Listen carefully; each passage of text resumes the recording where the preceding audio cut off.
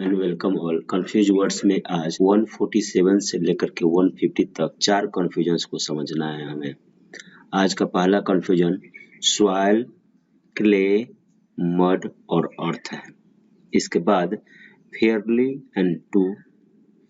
149th होगा पर्सनेट और impersonate, और लास्ट में विलिंग और विलफुल। समझते हैं पहले 147th। सॉइल मीन्स मिट्टी, फसल वाली, मतलब जिसमें हम खेती करते हैं उस मिट्टी को कहते हैं सॉइल। सॉइल टेस्ट तो सुना ही होगा, मिट्टी का सॉइल टेस्ट करके कौन सी फसल बोनी चाहिए, कौन कौन से फर्टिलाइजर देने चाहिए, इसलिए सॉइल टेस्ट वर्ड बना है सॉइल से ही, क्योंकि फसल वाली मिट्टी का ही सॉइल टेस्ट होता है।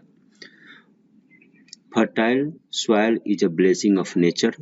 फर्टाइल मतलब उपजाऊ लिखा हुआ है। उपजाऊ मिट्टी प्रकृति का ब्लेसिंग है, आशीर्वाद है।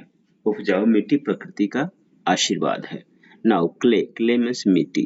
मिट्टी कौन सी? बर्तन बनाने वाली। आपने अपने आसपास कुम्हार को देखा होगा, जब वो बर्तन बनाते हैं तो मिट्टी, एक विशेष तरह की मिट्टी उनके पास होती है, उसे क्ले बोलते हैं। और आजकल बच्चों के, जो केजी के बच्चे हैं, उनको भी क्ले दिया जाता है कुछ किसी तरह के स्ट्रक्चर्स बनाने के लिए। तो क्ले मतलब बर्तन बनाने वाली मिट्टी। A potter shows his skill on clay. कुम्हार अपनी कला या अपनी निपुणता क्ले पर दिखलाता है, मिट्टी पर दिखलाता है। नाउ मड, मड मतलब गीली मिट्टी। जो गीली मिट्टी होती है आप इसे कीचड़ भी कहते हैं। जब बरसात होती है तो रास्ते की जो मिट्टी रास्ते पे होती है गीली हो जाती है, पैर में चिपकता है, वो मड, गीली मिट्टी। Mud is use in building shelters. Mud, गीली मिट्टी का प्रयोग, कीचड़ का प्रयोग आवास बनाने में होता है। आप देखे होंगे कि ब्रिक्स मड की सहायता से जोड़े जाते थे पहले बहुत अधिक, अभी तो कम हो गए हैं। तो गीली मिट्टी का प्रयोग शेल्टर, आवास बनाने में भी होता है। अर्थ मीन्स मिट्टी, साधारण मिट्टी। अब वो ऐसी मिट्टी जो फसल वाली नहीं है, बर्तन वाली नहीं है, बर्तन बनाने वाली नहीं है, गीली नहीं है, साधारण मिट्टी कहेंगे उसे। और जो अर्थवर्म्स रहते हैं वो किसी भी तरह की मिट्टी में रहते हैं, फसल वाली मिट्टी में तो रहते ही रहते हैं लेकिन वे उनका नाम अर्थवर्म्स है क्योंकि वो मिट्टी में रहते हैं। वो नहीं देखते कौन फसल बनाने वाली है, कौन कौन सी मिट्टी है। तो अर्थवर्म्स, केंचुए आर फार्मर्स फ्रेंड्स, किसानों के मित्र होते हैं। केंचुए किसानों के मित्र होते हैं। ये हो गया कंफ्यूज वर्ड्स में पहला 147th नंबर। फिर है फेयरली एंड टू।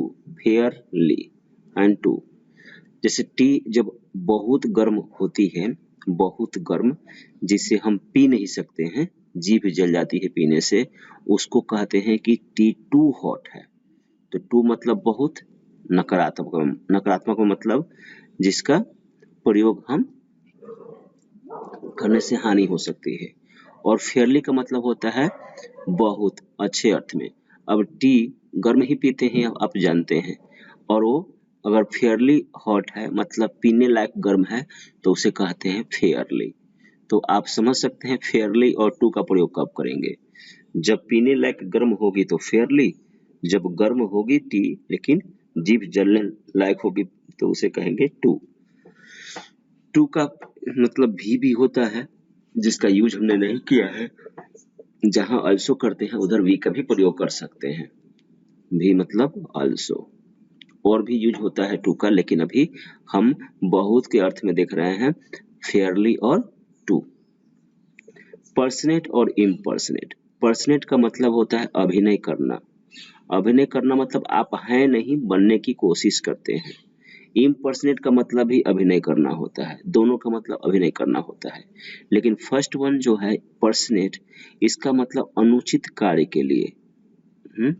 और दूसरा इम्पर्सनेट, नाटक में, टीवी सीरियल में, ये सब जो करते हैं अभिनय हम, जैसे आप देखिए, यहीं पे देख लीजिए, जो रामायण टीवी सीरियल आप देखते हैं उसमें भगवान राम का कैरेक्टर जिस पर्सन ने प्ले किया है उनका नाम है अरुण गोविल। तो अरुण गोविल इम्पर्सनेटेड, अरुण गोविल ने अभिनय किया राम का in the Ramayan TV serial में। तो इस तरह से इम्पर्सनेट का यूज हमने कर दिया नाटक में। लेकिन पर्सनेट क्या, जैसे कुछ लोग होते हैं जो पुलिस है नहीं, पुलिस का ड्रेस पहन लेते हैं और फिर बोलते हैं मैं पुलिस हूँ, और फिर लोगों से पैसे लेते हैं, जबरदस्ती पैसे लेते हैं। इसको कहेंगे कि वो पर्सनेट करते हैं अपना कैरेक्टर को, वो अनुचित कार्य के लिए कोई रोल अदा करने लगते हैं। तो personation is done to extort money. Extort मतलब ऐंठना, ऐंठना मतलब जबरदस्ती लेना। तो पर्सनेशन मतलब अभिनय, इज डन किया जाता है, टू एक्सटोर्ट मनी पैसा ऐंठने के लिए। इसके बाद है विलिंग, विलिंग मतलब इच्छुक। 158 है विलिंग मतलब इच्छुक, और विलफुल मतलब जिद्दी, बुरे काम के लिए। तो विलिंग मतलब इच्छुक, मतलब जिस काम को करने की इच्छा करती है। तो जिस काम को करने की इच्छा करती है, जो आपका फिर टारगेट कुछ होगा, वो काम टारगेट हो जाएगा अचीव करना, तो उसको इच्छुकता के साथ, चाहे इच्छुकता तो कुछ भी कह लीजिए, इच्छा रहेगी और उस काम को करने की, तो willingness makes the target achievable. Willingness जो लक्ष्य होता है उसे प्राप्त करने योग्य बनाती है। अगर मन कर रहा है तो फिर तो उसको आप हासिल कर ही लेंगे, यही हमने लिखा। विलफुल मतलब जिद्दी, बुरे काम हेतु। Counselling eliminates wilfulness. परामर्श खत्म करती है जिद को, जिद्दी या हठी।